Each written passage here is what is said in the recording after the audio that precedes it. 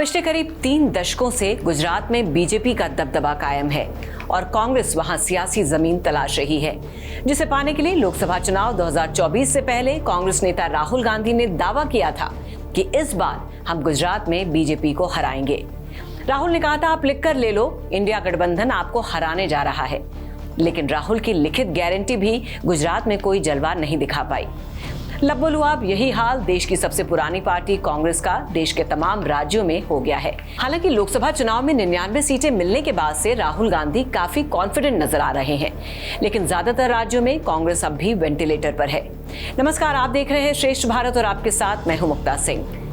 लोकसभा चुनाव के नतीजों से भले कांग्रेस का जोश हाई हो गया हो, लेकिन राज्यों में पार्टी की हालत अब भी खराब है। ज्यादातर राज्यों में या तो एनडीए की सरकार है या फिर कांग्रेस के सहयोगी दलों की। पूर्ण रूप से इक्का दुक्का राज्यों में ही कांग्रेस शासन कायम है। पार्टी के ज्यादातर सीनियर लीडर या तो कांग्रेस छोड़ चुके हैं या फिर रिटायरमेंट की तरफ बढ़ रहे हैं। कभी कांग्रेस का गढ़ रहे मध्य प्रदेश में पूर्व सीएम कमलनाथ और राजस्थान में पूर्व सीएम अशोक गहलोत के बेटे तक चुनाव हार गए। हरियाणा में हमेशा की तरह पार्टी गुटबाजी चरम पर है। यूपी, बिहार, महाराष्ट्र जैसे बड़े राज्यों में कांग्रेस के पास चुनाव जिताने वाले चेहरे नहीं हैं।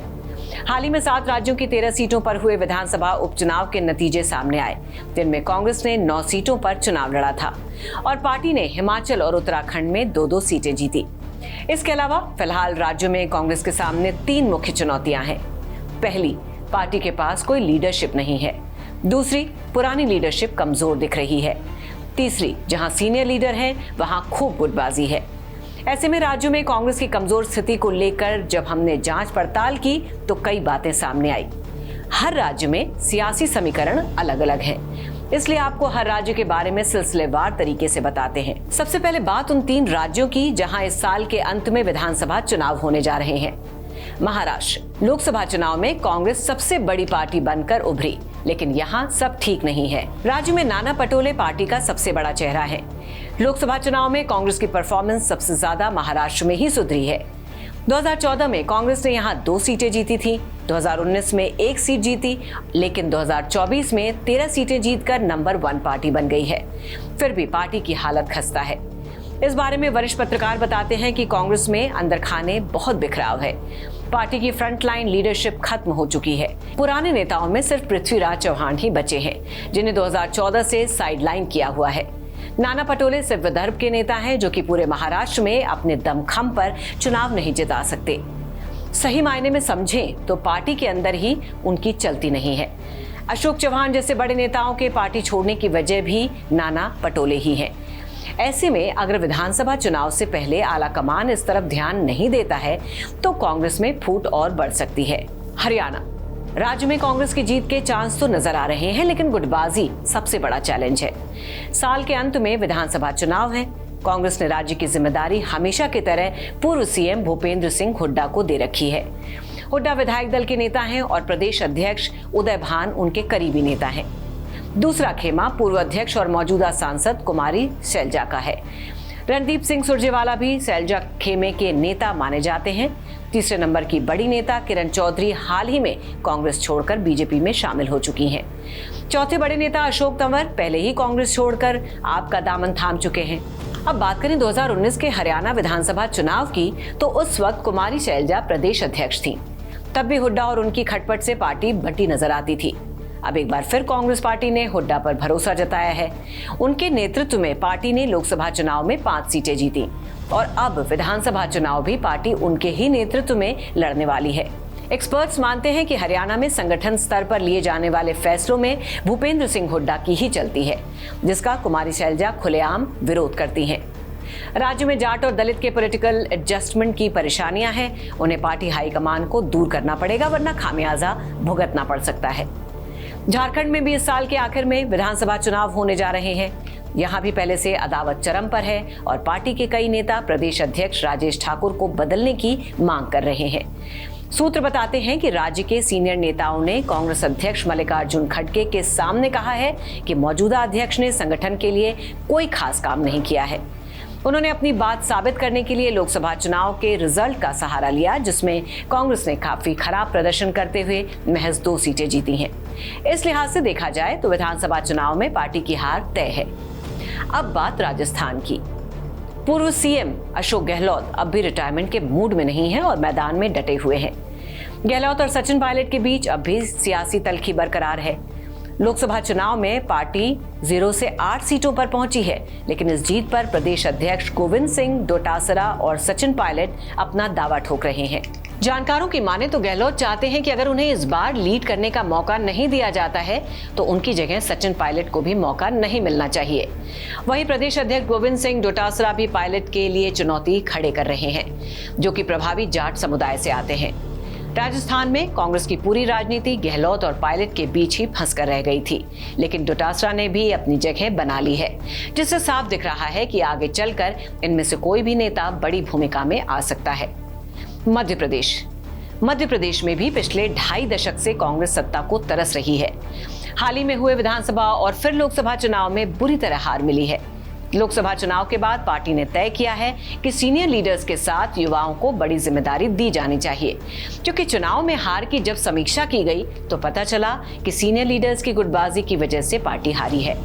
मध्य प्रदेश में कांग्रेस के उपाध्यक्ष जेपी धनोपिया कहते हैं कि भंवर जितेंद्र सिंह, जीतू पटवारी, उमंग सिंघार और सभी सीनियर लीडर्स ने विधायकों से 1-to-1 बातचीत की है और तय किया है कि अब पुराने लोगों के साथ साथ नए लोगों को मौका मिलेगा। छत्तीसगढ़, इस राज्य में सरकार जाने के बाद कांग्रेस बड़े लेवल पर संगठन में बदलाव करने की तैयारी में है।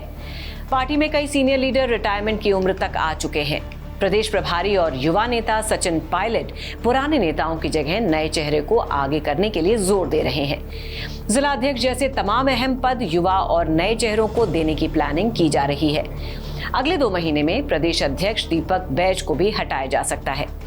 सूत्रों की माने तो 2 नए कार्यकारी अध्यक्ष बनाए जा सकते हैं, लेकिन मुश्किल ये है कि नए चेहरों को आगे करने पर सीनियर नेताओं का साथ नहीं मिल रहा है। आपसी कलह के डर से पार्टी कोई फैसला नहीं ले पा रही है। इसके अलावा जो नेता रिटायरमेंट की ओर हैं, उनमें से ज्यादातर नेताओं ने बेटों को राजनीति में लॉन्च कर दिया है।